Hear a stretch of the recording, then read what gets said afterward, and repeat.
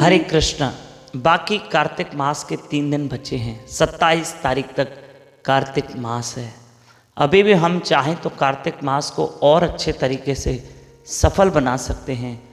3 दिन बचे हैं, क्यों ना बहुत नाम सिमरन हो, श्रीमद् भागवत महापुराण का पाठ हो।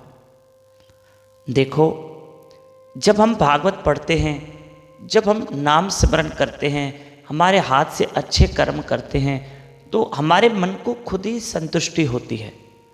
अच्छे कर्म हमको प्रसन्न कर देते। और याद रखिएगा, जब हमारे हाथ से कोई बुरा कर्म होता है, कोई गलती होती है, तो उसका हमेशा डर सताता है।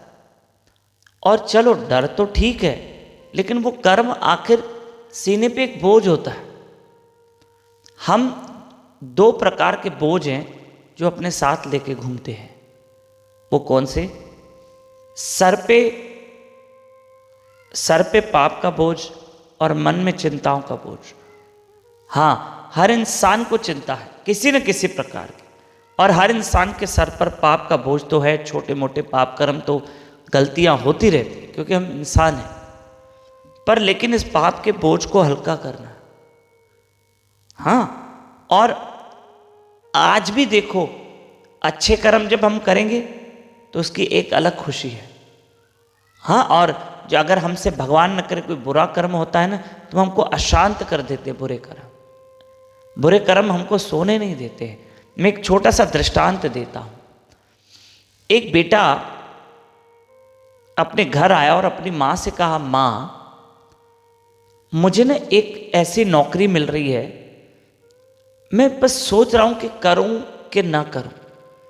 एक तरफ मेरा मन कहता है वो नौकरी करूं, और एक तरफ मन कहता है वो नौकरी नहीं करूं, क्योंकि इस नौकरी में मुझे तनख्वाह बहुत अच्छी मिल रही है, लेकिन एक तरफ उस नौकरी में थोड़ी रिस्क भी है। माँ, अब आप बोलो तो मैं आपको अच्छे से समझाऊं कि मुझे किस प्रकार की नौकरी मिल रही है और उसमें क्या क्या रिस्क है, और कमाई तो बहुत है, मेरी सैलरी बहुत अच्छी होगी। माँ ने कहा, बेटा देखो, मैं ज़्यादा पढ़ी लिखी तो हूँ नहीं, तुम मुझे समझाओ, और अगर मैं ना समझूं, या तुम जिस प्रकार के व्यापार को करने जा रहे हो, नौकरी को करने जा रहे हो सकता है वो बात मुझे ना समझ में आए, पर मैं एक बात कह सकती हूँ तुम्हें, बेटा, तुम कह रहे हो कि तुम्हें एक ऐसी नौकरी मिल रही है जिसमें तनख्वाह तो अच्छी है लेकिन रिस्क है। मैं तुम्हें ये कहना चाहूँगी, बेटा सुनो, कि मैं रोज़ सुबह तुम्हें उठाने आती हूँ तो तुम मुझे बहुत गहरी नींद में सोए हुए मिलते हो।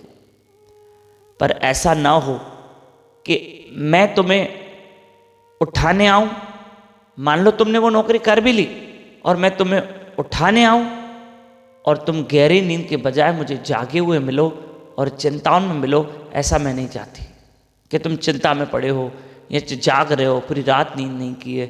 मैं तुम्हें चिंता में नहीं देखना चाहती हूँ। ऐसा काम मत करना कि वो चिंता बन जाए और एक बोझ बन जाए।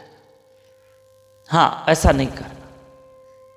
तो कोई गलती, कोई अपराध हमारे लिए एक बोझ है। देखो, इंसान अगर रूखी सूखी खाकर जीवन जीना चाहे ना, तो भी उसका भला है। सच्ची बता रहा हूं। हाँ, बहुत के पीछे भागो तो आधी रोटी भी हमारे हाथ से निकल जाती है। ये कथा आगे फॉरवर्ड कीजिए।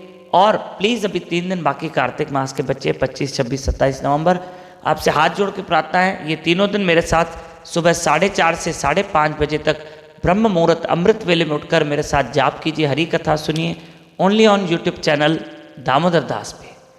28 नवंबर से हमारा ब्रह्म मुहूर्त अमृत वेले का समय सुबह 5 से 6 बजे होगा। ठंड बढ़ गई ना, 5 से 6, 28 तारीख नवंबर से लेकर 28 नवंबर से लेकर लगभग ये नवंबर 2-3 दिन, दिसंबर और जनवरी तक ये टाइमिंग 5 से 6 बजे रहेगा।